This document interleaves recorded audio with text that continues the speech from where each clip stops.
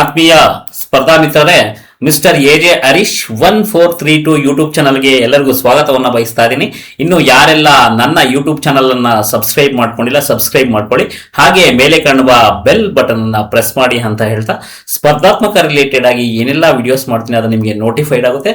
ನಾನು ಮಾಡೋ ಪ್ರತಿಯೊಂದು ವಿಡಿಯೋಸು ನಿಮಗೆ ತುಂಬಾ ಉಪಯುಕ್ತ ಆಗಿರುತ್ತೆ ಸ್ಪರ್ಧಾರ್ಥಿಗಳೇ. ಈಗ ಮೊನ್ನೆ ನಡೆದಂತ ಏನಪ್ಪಾ ಅಂದ್ರೆ PC ಸಿವಿಲ್ ನಡುತ್ತಲ್ವಾ, ಎಕ್ಸಾಮ್ ನಡುತ್ತಲ್ವಾ, ನಾನ್ HK ಮತ್ತೆ HK ಭಾಗದಲ್ಲಿ ಏನು 19 ಔಟ್ ಆಫ್ 19 ಕ್ವಶನ್ಸ್ ಬಂದಿತ್ತು. ನಾನ್ HKಯಲ್ಲಿ 20ಕ್ಕೆ 19 ಕ್ವಶನ್ ಬಂದಿತ್ತು.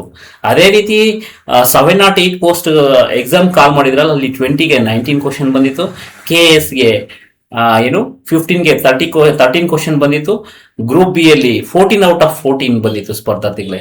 ನಾನು ಪದೇ ಪದೇ ಹೇಳ್ತಾ ಇರ್ತೀನಿ, ಯಾಕೆ ನನ್ನ ಪುಸ್ತಕಗಳು ಅಷ್ಟೊಂದು ವರ್ತ್ ಇದೆ ಅಂತ ನಿಮಗೆ ನಾನು ಪ್ರತಿಯೊಂದು ಎಳೆಯಾಗಿ ಬಿಚ್ಚಿಟ್ಟಿದ್ದೀನಿ. ವಿತ್ ನನ್ನ ಕ್ಲಾಸ್ ಅನ್ನ ನಿಮಗೆ ಪೇಪರ್ ತಗೊಂಡು ನೀಟಾಗಿ ಎಲಾಬ್ರೇಟ್ ಮಾಡಿ ಯಾವ ಪೇಜು ಪುಟ ಸಂಖ್ಯೆ ಎಲ್ಲ ಮೆನ್ಷನ್ ಮಾಡಿದ್ದೀನಿ. ಮತ್ತೆ ನನ್ನ ಪುಸ್ತಕದ ವಿಶೇಷತೆ ಅಂದ್ರೆ, ನಾನು ಇದನ್ನೇ ಓದಿ ಇದನ್ನೇ ಮಾಡಿ ಅಂತ ಹೇಳೋದಿಲ್ಲ. ನೀವು ಪ್ರತಿಯೊಂದು ಲೈನ್ ಟು ಲೈನ್ ಓದಬೇಕಾಗುತ್ತೆ ಸ್ಪರ್ಧಾರ್ಥಿಗಳೇ. ನೋಡಿ, ಇಲ್ಲಿ ಕರ್ನಾಟಕ ಹಿಸ್ಟ್ರಿ ಮಾಸ್ಟರ್ ಇದೆ, ಹಾಗೆ ಇಂಡಿಯನ್ ಹಿಸ್ಟ್ರಿ ಮಾಸ್ಟರ್ ಇದೆ. ಕರ್ನಾಟಕದ ಟಾಪ್ ಆಥರ್ಸ್ ಏನಿದ್ದಾರೆ ಅವ್ರಿಗೆ ಕಂಪ್ಯಾರಿಸನ್ ಮಾಡಿ ನೀವು ಬೈ ಮಾಡಿ. ಯಾಕಂದ್ರೆ ಸಾಕಷ್ಟು ವಿದ್ಯಾರ್ಥಿಗಳು ನನಗೆ ಕರೆ ಮಾಡಿದರೆ, ಪುಸ್ತಕಗಳು ಅವರು ತಗೊಂಡು ತುಂಬಾ ಅದ್ಭುತವಾಗಿ ಫೀಡ್ಬ್ಯಾಕ್ ಕೊಟ್ಟಿದ್ದಾರೆ. ಆ ಕಾರಣದಿಂದ ಕರ್ನಾಟಕದ ನಂಬರ್ 1 ಪುಸ್ತಕಗಳು ಅಂತ ಗುರ್ಸ್ಕೊಂಡಿದ್ದೆ ಸ್ಪರ್ಧಾರ್ಥಿಗಳೇ. ಇಲ್ಲಿ ನಿಮ್ಗೆ ಏನು ಕಣ್ ಕಟ್ಟಿಲ್ಲ, ನಿಮ್ಗೆ ನಾನು ನೋಡಿ ಮಾಡ್ತಾ ಇಲ್ಲ, ವಿತ್ ಪ್ರೂಫ್ ಅನ್ನ ನಿಮಗೆ ಕೊಟ್ಟಿದ್ದೀನಿ. ನೀವು ಕಂಪ್ಯಾರಿಸನ್ ಮಾಡಿ ಅಂತಾನೆ ಹೇಳ್ತಾ ಇದ್ದೀನಿ. ಈವನ್ DSCRTC ಪುಸ್ತಕದಲ್ಲಿರೋ ಇನ್ಫಾರ್ಮೇಶನ್ ಇದೆ, ಆಥರ್ ಪುಸ್ತಕದಲ್ಲಿರೋ ಇನ್ಫಾರ್ಮೇಶನ್ ಇದೆ, ವಿಕಿಪೀಡಿಯಾದಲ್ಲಿರೋ ಇನ್ಫಾರ್ಮೇಶನ್ ಇದೆ, ಫೇಮಸ್ ಏನಿದೆಯಲ್ಲ ನಮ್ಮ ವೆಬ್ಸೈಟ್ಸು ಅದರಲ್ಲಿರೋ ಎಲ್ಲ ಇನ್ಫಾರ್ಮೇಶನ್ ಇದೆ. ಏನೆಲ್ಲ ಇನ್ನೂ ಸಿಗುತ್ತೋ ಅದನ್ನೆಲ್ಲ ನಾನು ಅಪ್ಡೇಟ್ ಕೊಡ್ತಾ ಹೋಗ್ತಾ ಇರ್ತೀನಿ. ಅದೇ ರೀತಿ ಈಗ 3 ಚಾಪ್ಟರ್ ಕಂಪ್ಲೀಟ್ ಆಗಿದೆ.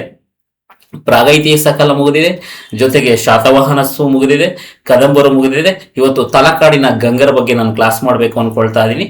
ನೀವು ನೋಡಿರಬಹುದು ಸ್ಪರ್ಧಾರ್ಥಿಗಳೇ, ನಮ್ಮ ಕೋಲಾರ ಭಾಗದಲ್ಲಿ ತಲಕಾಡಿನ ಗಂಗರು ಮೊದಲ ಬಾರಿಗೆ ರಾಜಧಾನಿಯನ್ನ ಮಾಡಿಕೊಂಡು ನಮ್ಮ ಕೋಲಾರನ ಅವರು ಆಳ್ವಿಕೆ ಮಾಡಿಸ್ತಾರೆ. ತುಂಬಾ ಹೆಮ್ಮೆ ಅನಿಸ್ತಾ ಇದೆ ನಮಗೂ.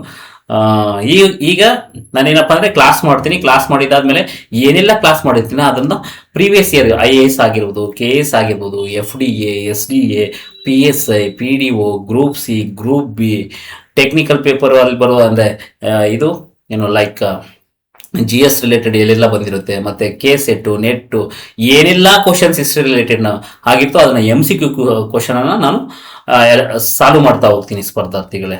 ಓಕೆನಾ? ಕಾಲಹರಣ ಮಾಡೋದು ಬೇಡ, ಮುಂದಿನ ಸ್ಲೈಡ್ಗೆ ಹೋಗೋಣ.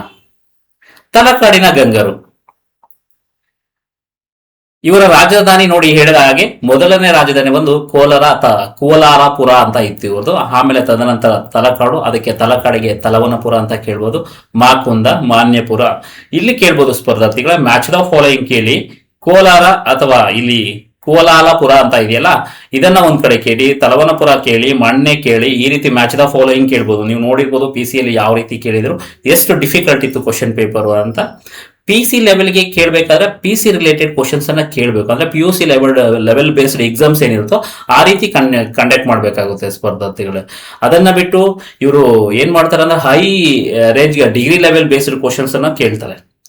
ಅದೇ ರೀತಿ ಮತ್ತೆ ನೋಡಿ, ಮೂಲ ಪುರುಷ ಅಂತ ಇರ್ತಾರೆ. ಯಾವುದೇ ಒಂದು ರಾಜವಂಶನ ಸ್ಥಾಪನೆ ಮಾಡ್ಬೇಕಂದ್ರೆ ಮೂಲ ಪುರುಷ ಅಂತ ಇರ್ತಾರೆ. ಇವರ ಮೂಲ ಪುರುಷ ಬಂದು ದಡಿಗ ಮತ್ತು ಅಥವಾ ಕೊಂಗಣಿ ವರ್ಮ ಅಂತ ಕರೀತಾರೆ. ಲಾಂಛನ ಮದಗಜ, ಪಿಂಜರ್ದ ವಜ, ನವಿಲುಗರಿಯ ಅಂತ ಇದೆ. ಇಲ್ಲಿ ನೋಡ್ಬೋದು ನೀವು, ಲಾಂಛನ ಇಲ್ಲಿದೆ ನಿಮ್ಗೆ ನೋಡಿ, ಮದಗಜ ಇದೆ, ಅದೇ ರೀತಿ ನವಿಲಿದೆ. ಓಕೆನಾ? ಸೂರ್ಯ ಚಂದ್ರ ಇದ್ದಾರೆ. ಇದನ್ನ ನೀವು ಅಬ್ಸರ್ವ್ ಮಾಡ್ಬೋದು ಸ್ಪರ್ಧಾರ್ಥಿಗಳೇ. ವಾಯುವ್ಯ ಕರ್ನಾಟಕದಲ್ಲಿ ಕದಂಬರು ಪ್ರಭಾವವನ್ನ ಬೀರಿದ್ರೆ, ದಕ್ಷಿಣ ಕರ್ನಾಟಕದಲ್ಲಿ ಗಂಗರು ತಮ್ಮ ಪ್ರಭುತ್ವವನ್ನ ಸಾಧಿಸ್ತಾರೆ. ಅಂದ್ರೆ ಕರ್ನಾಟಕದ ವಾಯುವ್ಯ ಭಾಗದಲ್ಲಿ ಏನ್ ಮಾಡ್ತಾರೆ ಅಂದ್ರೆ ಕದಂಬರು ತಮ್ಮ ಆಧಿಪತ್ಯವನ್ನ ಸ್ಥಾಪನೆ ಮಾಡಿದ್ರೆ, ದಕ್ಷಿಣ ಕರ್ನಾಟಕದಲ್ಲಿ ನಮ್ಮ ಕೋಲಾರ ಭಾಗದಲ್ಲಿ, ಕೋಲಾರ, ಮೈಸೂರು ಈ ಭಾಗದಲ್ಲಿ ಏನ್ ಮಾಡ್ತಾರೆ ಅಂದ್ರೆ ನಮ್ಮ ಗಂಗರು ಏನಂದ್ರೆ ಆಧಿಪತ್ಯವನ್ನ ಸ್ಥಾಪನೆ ಮಾಡ್ತಾರೆ. ಅದೇ ರೀತಿ ಗಂಗರ ರಾಜ್ಯವನ್ನು ಗಂಗಾವಾಡಿ ಅಂದ್ರೆ 96,000 ಎಂದು ಕರೆಯುತ್ತಿದ್ದರು. ಇಲ್ಲಿ 96,000 ಗ್ರಾಮಗಳಿದ್ದವು ಅಂತ ಹೇಳ್ಬೋದು. ಇದು ಹಿಂದಿನ ಕೋಲಾರ, ತುಮಕೂರು, ಬೆಂಗಳೂರು, ಮಂಡ್ಯ, ಮೈಸೂರು, ಕೊಡಗು ಜಿಲ್ಲೆಗಳನ್ನ ಒಳಗೊಂಡಿತ್ತು. ಅಂದ್ರೆ ಈಗಿನ ಪ್ರಸ್ತುತ ಏನಪ್ಪಾ ಅಂದ್ರೆ ಕೋಲಾರ ಅಂದ್ರೆ ಗಂಗರ ರಾಜ್ಯ ಎಲ್ಲಿ ತನಕ ವಿಸ್ತಾರ ಆಗಿತ್ತು ಅಂದ್ರೆ, ಫಾರ್ ಎಕ್ಸಾಂಪಲ್ ನೋಡಿ, ಇಲ್ಲಿ ನೀವು ಚಿತ್ರದಲ್ಲಿ ನೋಡಬಹುದು ಸ್ಪರ್ಧಾರ್ಥಿಗಳೇ, ಇದು ಕರ್ನಾಟಕ ಮ್ಯಾಪ್. ಇಲ್ಲಿಂದ ಇಲ್ಲಿ ತನಕ ಅವರು ತನ್ನ ಆಧಿಪತ್ಯವನ್ನ ಸ್ಥಾಪನೆ ಮಾಡಿದ್ರು, ಇಲ್ಲಿ ತನಕ ತಮ್ಮ ರಾಜ್ಯವನ್ನ ವಿಸ್ತಾರ ಮಾಡ್ಕೊಂಡಿದ್ರು ಅಂತ ತಿಳಿದು ಬರುತ್ತೆ.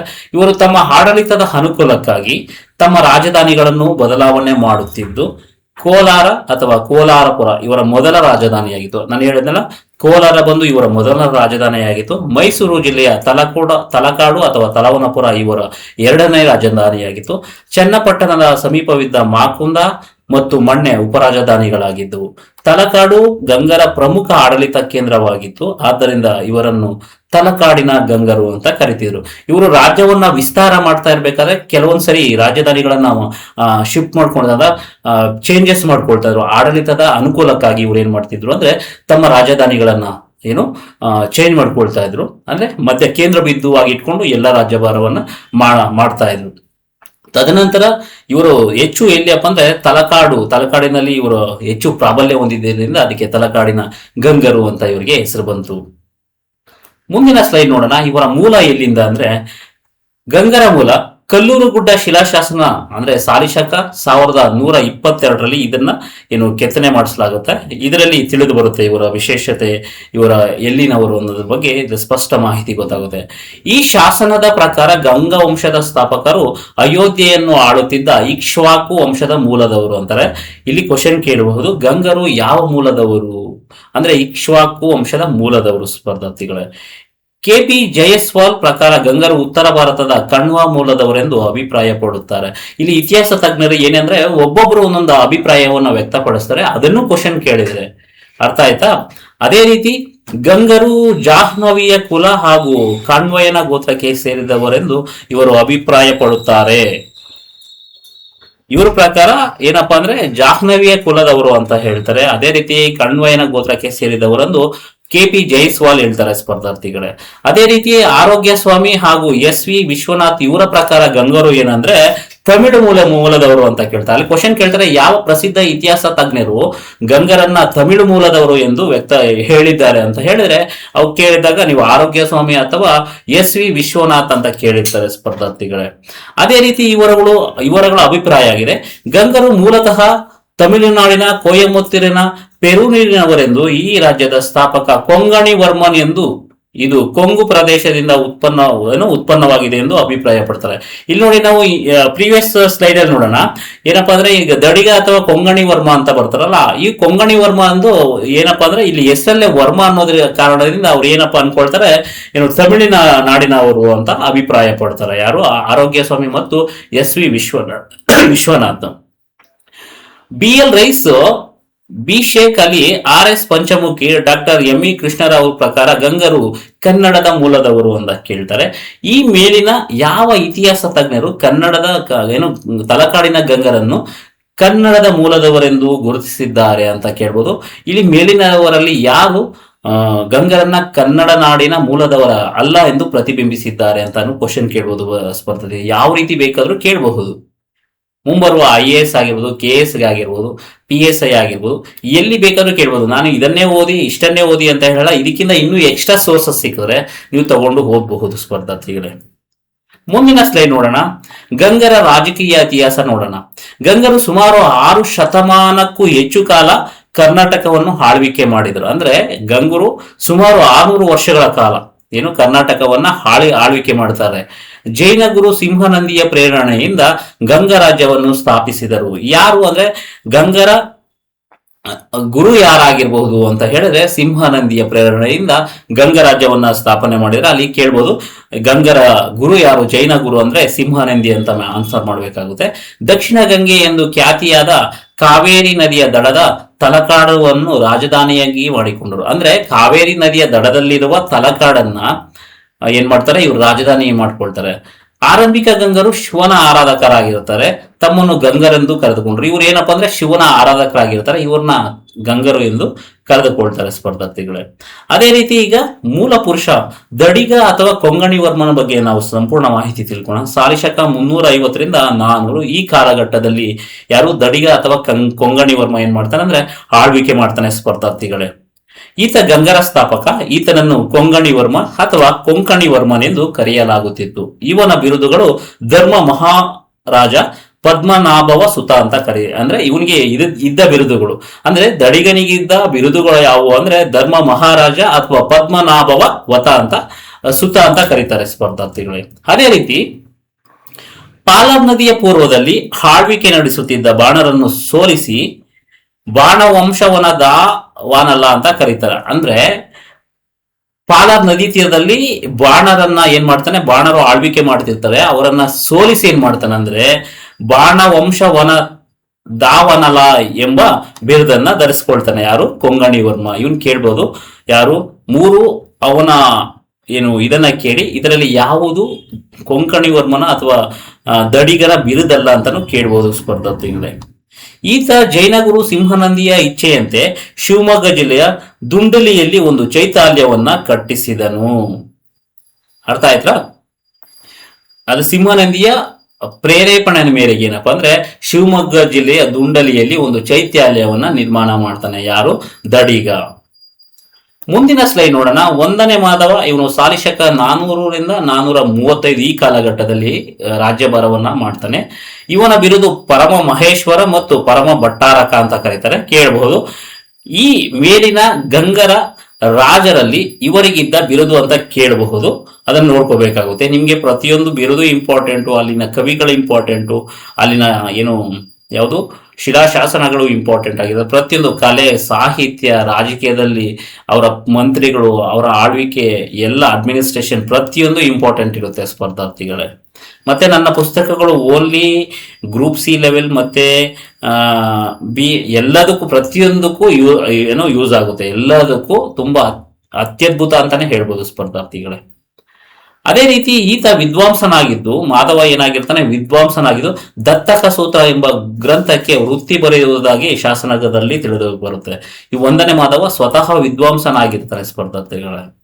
ಅದೇ ರೀತಿ ಈತ ಗಂಗರ ಶಾಸನಗಳಲ್ಲಿ ಮೊದಲ ಬಾರಿಗೆ ಉಲ್ಲೇಖವಾಗುವ ಅರಸನಾಗಿದೆ. ಅಂದ್ರೆ ಕೇಳ್ಬೋದು, ಗಂಗರ ಕಾಲದ ಶಾಸನಗಳಲ್ಲಿ ಮೊದಲ ಬಾರಿಗೆ ಅಂದ್ರೆ ಪ್ರಪ್ರಥಮವಾಗಿ ಉಲ್ಲೇಖವಾದ ರಾಜನ ಹೆಸರು ಏನು ಅಂದ್ರೆ ಮಾಧವ ಅಂತ ಹಾಕ್ಬೇಕಾಗುತ್ತಾ. ಅಲ್ಲೇನಾದ್ರು ನೀವು ದಡಿಗ ಅಥವಾ ಕೊಂಕಣಿ ವರ್ಮ ಅಂತ ಹಾಕಿದ್ರೆ ರಾಂಗ್ ಆನ್ಸರ್ ಆಗ್ಬಿಡುತ್ತೆ ಸ್ಪರ್ಧಾರ್ಥಿಗಳೇ. ನೆಕ್ಸ್ಟ್ ನೋಡೋಣ, ಹರಿವರ್ಮ ಸಾಲಿಶಕ 435ರಿಂದ 460 ಸುಮಾರು 25 ವರ್ಷಗಳ ಕಾಲ ಇವರು ಆಳ್ವಿಕೆ ಮಾಡ್ತಾರೆ.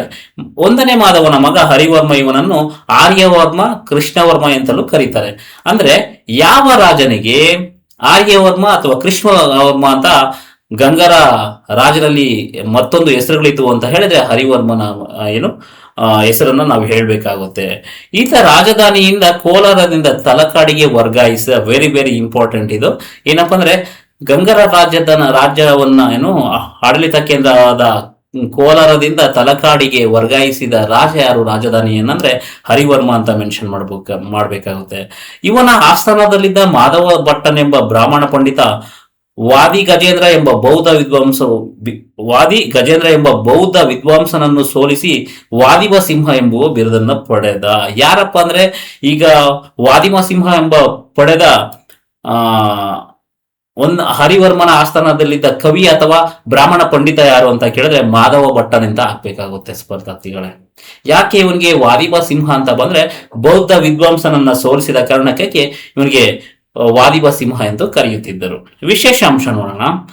ಹರಿವರ್ಮನ ನಂತರ ಸಿಂಹವರ್ಮ ವಿಷ್ಣುಗೋಪ ಕೆಲವು ಕಾಲ ಆಳ್ವಿಕೆ ಮಾಡ್ತಾರೆ. ಹರಿವರ್ಮನ ನಂತರ ಬಂದಂತ ಯಾರು ಸಿಂಹವರ್ಮ ವಿಷ್ಣುಗೋಪ ಕೆಲವು ಕಾಲ ಆಳ್ವಿಕೆ ಮಾಡ್ತಾರೆ ಸ್ಪರ್ಧಾರ್ಥಿಗಳ. ಮುಂದನೇ ಸ್ಲೈಡ್ ನೋಡೋಣ. 3ನೇ ಮಾಧವ ಇವನು ಸಾಲಿಶಕ 461ರಿಂದ 500 ಈ ಆಸುಪಾಸಿನಲ್ಲಿ ಇವನು ಆಳ್ವಿಕೆ ಮಾಡ್ತಾನೆ. ಈತನಿಗೆ ತಂಡಾಂಗಲ ಮಾಧವ ಎಂಬ ಮತ್ತೊಂದು ಹೆಸರನ್ನು ಹೊಂದಿದ್ದ. ಇವನ ಗುರು ಜೈನಾಚಾರ್ಯ ವೀರದೇವ. ಕೇಳಬಹುದು ಇವನಿಗೆ ಯಾರಿಗೆ ಮೂರನೇ ಮಾಧವನಿಗಿದ್ದ ಮತ್ತೊಂದು ಹೆಸರು ಕೇಳಬಹುದು, ಇವನ ಗುರು ಯಾರು ಅಂತಾನು ಕೇಳಬಹುದು. ಈತ ಕದಂಬ ದೊರೆ ಕಾಕುಸ್ಥವರ್ಮನ ಮಗಳನ್ನ ವಿವಾಹವಾಗಿದ್ದನು. ಅಂದ್ರೆ ಕಾಕುಸ್ಥವರ್ಮ ಫೇಮಸ್ ಅರಸ ಯಾರು ಕದಂಬರಲ್ಲಿ. ಇವನ ಬಗ್ಗೆ ತಿಳಿಸೋದು ಹಲ್ಮಿಡಿ ಶಾಸನ ತಿಳಿಸುತ್ತೆ, ತಾಳಗುಂದ ಶಾಸನ ತಿಳಿಸುತ್ತೆ. ಯಾರು ಕಾಕುಸ್ಥವರ್ಮನ ಬಗ್ಗೆ. ಅವನೇನಪ್ಪಾ ಅಂದ್ರೆ ತಮ್ಮ ರಾಜ್ಯವನ್ನ ವಿಸ್ತಾರ ಮಾಡ್ಕೊಳ್ಳೋದಕ್ಕಾಗಿರ್ಬೋದು, ತಮಗೆ ಸಪೋರ್ಟಿವ್ ಮಾಡಿಕೊಳ್ಳೋದಕ್ಕೆ ಏನಂದ್ರೆ ಬೇರೊಂದು ಅರಸರಲ್ಲಿ ತಮ್ಮ ವೈವಾಹಿಕ ಸಂಬಂಧವನ್ನ ಬೆಳೆಸ್ಕೊಳ್ತಾ ಇದ್ರು. ಅದೇ ರೀತಿ ಇವರು ಮಾಡಿದ್ರು. ಕಾಕುಸ್ಥವರ್ಮನ ಮಗಳನ್ನ ವಿವಾಹವಾದ. 32 ಆಯುಧಗಳ ಬಳಕೆಯಲ್ಲಿ ನಿಷ್ಠಾತನಾಗಿದ್ದ ಈತ ಬೌದ್ಧ ಧರ್ಮಕ್ಕೆ ಬೆಂಬಲ ನೀಡಿದ ಏಕೈಕ ಗಂಗದೊರೆ. ಗಂಗರ ಯಾವ ದೊರೆಯು ಬೌದ್ಧ ಧರ್ಮಕ್ಕೆ ತುಂಬಾ ಒತ್ತನ್ನು ನೀಡಿದ ಅಥವಾ ಬೆಂಬಲ ನೀಡಿದ ಅಂತ ಹೇಳಿದ್ರೆ ನೀವು ಮೂರನೇ ಮಾಧವನ ಮೆನ್ಷನ್ ಮಾಡಬೇಕಾಗುತ್ತೆ. ಅದೇ ರೀತಿ ಅವನೀತ, ಈತ ವೈದಿಕ ಮತಾವಲಂಬಿಯಾಗಿದ್ದು ಹರಿಚರಣಾವಿಯಿಂದ ಪಣಿಪಾತ್ರ ಎಂಬ ಬಿರುದನ್ನು ಹೊಂದಿದ್ದನು. ಅವನೀತನಿಗಿದ್ದ ಬಿರುದು ಏನಪ್ಪಾ ಅಂತ ಕೇಳ್ಬೋದು, ಅಥವಾ ಹರಿಚರಣ ರವಿಂದ ಪಣಿಪಾತ್ರ ಎಂಬ ಬಿರುದು ಗಂಗರ ರಾಜರ ಯಾರಿಗಿತ್ತು ಅಂತ ಕೇಳಬಹುದು. ಆವಾಗ ನೀವು ಅವನೀತ ಅಂತ ಮೆನ್ಷನ್ ಮಾಡಬೇಕು. ವಿಜಯ ಕೀರ್ತಿ ಎಂಬ ಜೈನ ಮುನಿ ಇವನ ಗುರುವಾಗಿದ್ದನು. ಅವನೀತನ ಗುರು ಯಾರಪ್ಪ ಅಂದ್ರೆ ವಿಜಯ ಕೀರ್ತಿ. ಅವನೀತನು ಪುನ್ನಾಟದ ಸ್ಕಂದವರ್ಮನ ಮಗಳಾದ ಜ್ಯೇಷ್ಠಾದೇವಿಯನ್ನ ಮದುವೆ ಆಗ್ತಾನೆ. ಕೇಳಿದರೆ ಸ್ಪರ್ಧತೆಗಳಿದು. ಸ್ಕಂದವರ್ಮನು ಯಾರನ್ನ ಮದುವೆ ಆಗ್ತಾನೆ ಅಂದ್ರೆ ಜ್ಯೇಷ್ಠಾದೇವಿಯನ್ನ ವಿವಾಹ ಆಗ್ತಾನೆ. ಅದೇ ರೀತಿ ನೋಡಿ ಸ್ಪರ್ಧತೆಗಳ ಈಗ ಏನ್ ಮಾಡಿದೆ ಅದರ ರಿಲೇಟೆಡ್ ಟಾಪಿಕ್ಸ್ ಅಂದ್ರೆ MCQ ಕ್ವಶನ್ ಏನೆಲ್ಲ ಪ್ರೀವಿಯಸ್ ಇಯರ್ ಆಗಿದೆ ಪ್ರತಿಯೊಂದು, ಅದಕ್ಕೆ ನಾನು ಪದೇ ಪದೇ ಹೇಳ್ತೀನಿ, ಯಾವುದೇ ಕಾರಣಕ್ಕೂ ಸ್ಕಿಪ್ ಮಾಡದೆ ನೀವು ನೋಡ್ಬೇಕು. ಕರ್ನಾಟಕ ಯಾವುದೇ ಒಬ್ಬ ಟಾಪ್ ಎಜುಕೇಟರ್ ಈ ರೀತಿ ಲೈಕ್ MCQ ಕ್ವಶನ್ ಕ್ಲಾಸ್ ಆದ್ಮೇಲೆ MCQ ಕ್ವಶನ್ ಯಾರು ಇಲ್ಲಿ ತನಕ ಮಾಡಲಿಲ್ಲ. ಮೊದಲ ಬಾರಿಗೆ ನಾನೇ ಮಾಡ್ತಾ ಇದ್ದೀನಿ ಸ್ಪರ್ಧಾರ್ಥಿಗಳು. ತುಂಬಾ ಅದ್ಭುತವಾಗಿ ಮೂಡಿ ಬಂದಿದ್ದಾವೆ. ಪ್ರೀವಿಯಸ್ ಇಯರ್ ಕ್ವಶನ್ಸ್ ಎಲ್ಲ ತಗೊಂಡಿದ್ದೀನಿ. ಈಗ 1 by 1 ನೋಡ್ಕೊಳ್ತಾ ಹೋಗೋಣ. ಪ್ರಶ್ನೆ 1, ತಲಕಾಡಿನ ಗಂಗಾ ರಾಜವಂಶದ ಸ್ಥಾಪಕರು ಯಾರು ಅಂತ ಹೇಳಿದ್ರೆ ನೋಡಿ ದಡಿಗ ಅಥವಾ ಮಾಧವ ಅಂತ ಬರುತ್ತೆ. ಜೈನ ಮುನಿ ಸಿಂಹನಂದಿಯ ಸಹಾಯದಿಂದ ದಡಿಗ ಮತ್ತು ಮಾಧವ ಎಂಬ ಗಂಗಾ ಸಹೋದರರು ಗಂಗಾವಾಡಿಯ ಪ್ರದೇಶದಲ್ಲಿ ಈ ರಾಜವಂಶವನ್ನು ಸ್ಥಾಪಿಸಿದರು. ಇವರ ಮೂಲ ಪುರುಷ ದಡಿಗ್ರಹ ವಾಪೋಂ ಗಣ್ಮವರ್ಮ ಎಂದು ಕರೆಯಲಾಗುತ್ತಿತ್ತು. ಇದು ನೋಡಿ ಸ್ಪರ್ಧತೆಗಳೇ, ಇದು ಹೊಸ ವರ್ಡ್, ಇದು ಯಾವುದೇ ಪುಸ್ತಕದಲ್ಲಿ ಇಲ್ಲ.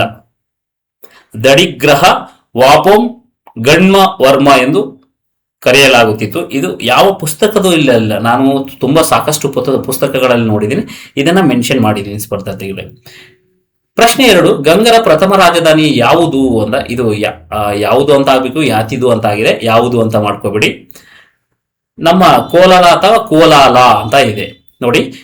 ಗಂಗರ ರಾಜರು ತಮ್ಮ ಆಡಳಿತದ ಅನುಕೂಲಕ್ಕಾಗಿ ರಾಜಧಾನಿಗಳನ್ನು ಬದಲಾಯಿಸುತ್ತಿದ್ದರು. ಇವರ ಮೊದಲ ರಾಜಧಾನಿ ಕೋಲಾರ ಅಥವಾ ಕೋಲಾಲ ಆಗಿತ್ತು. ನಂತರ ಮೈಸೂರು ಜಿಲ್ಲೆಯ ತಲಕಾಡು ಎರಡನೇ ರಾಜಧಾನಿಯಾಗಿತ್ತು. ಚನ್ನಪಟ್ಟಣದ ಸಮೀಪವಿರುವ ಮಾಕುಂದ ಅಥವಾ ಮಣ್ಣೆ ಉಪರಾಜಧಾನಿಗಳಾಗಿದ್ದವು ಸ್ಪರ್ಧಾರ್ಥಿಗಳೇ. ಅಲ್ಲಿ ಏನೆಲ್ಲ ಎಕ್ಸ್ಪ್ಲೇನ್ ಮಾಡೀನಿ, ಇಲ್ಲಿ ಕ್ವಶನ್ಸ್ ಆಗಿದೆ. 3ನೇ ಪ್ರಶ್ನೆ ನೋಡೋಣ.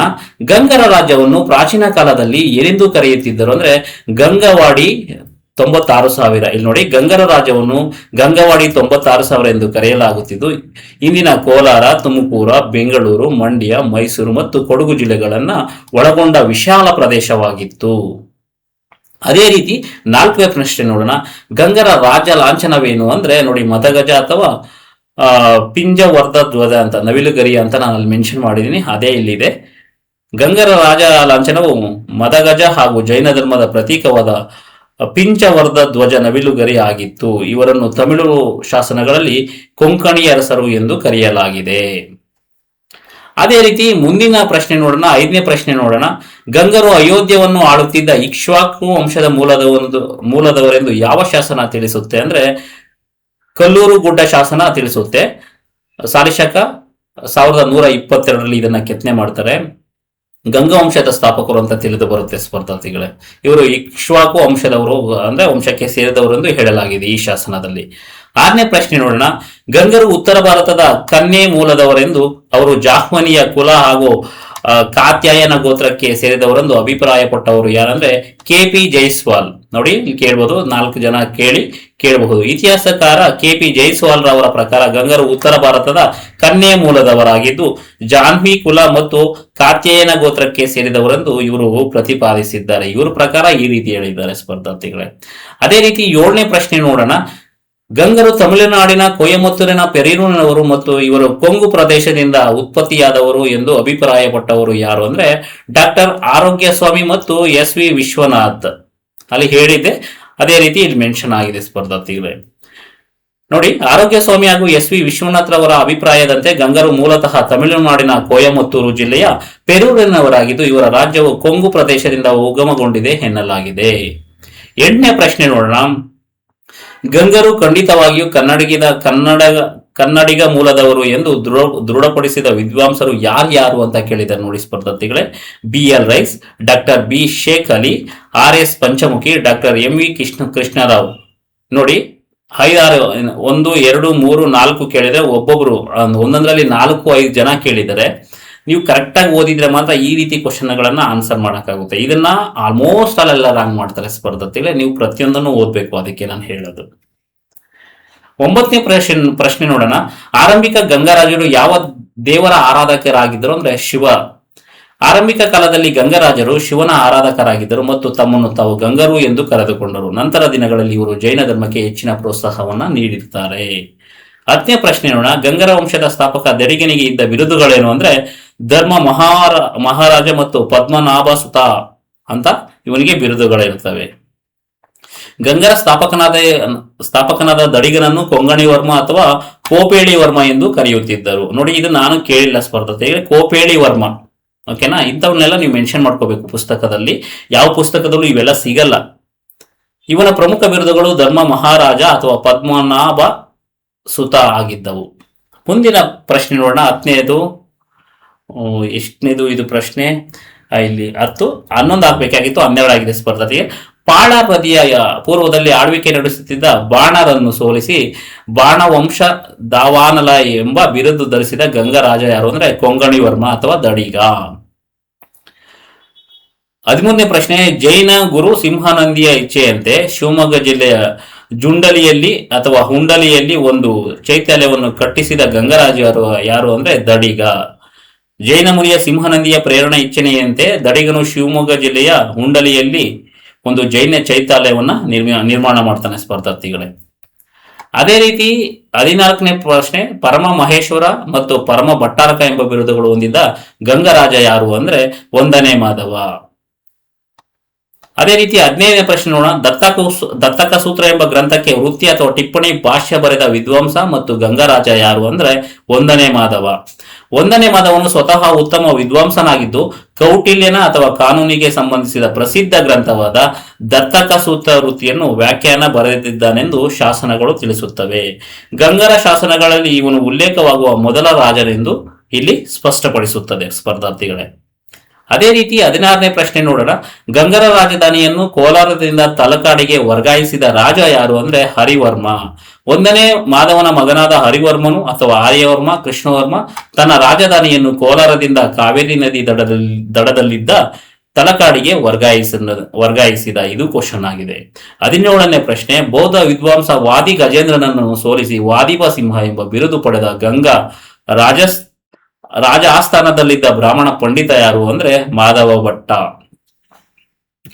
ಮತ್ತೆ 18ನೇ ಪ್ರಶ್ನೆ ನೋಡೋಣ. ತಂಡಗಾಲ ಮಾಧವ ಎಂಬ ಕರೆಯಲ್ಪಡುವ ಗಂಗರಾಜ ಯಾರು ಅಂದ್ರೆ 3ನೇ ಮಾಧವ. ಸಾಲಿಶಕ 461-500 ರವರವರೆಗೆ ಆಳಿದ 3ನೇ ಮಾಧವನನ್ನು ತಂಡಗಾಲ ಮಾಧವ ಎಂದು ಕರೆಯುತ್ತಾರೆ. ಇವನ ಗುರು ಜೈನಾಚಾರ್ಯ ವೀರದೇವ. 19ನೇ ಪ್ರಶ್ನೆ.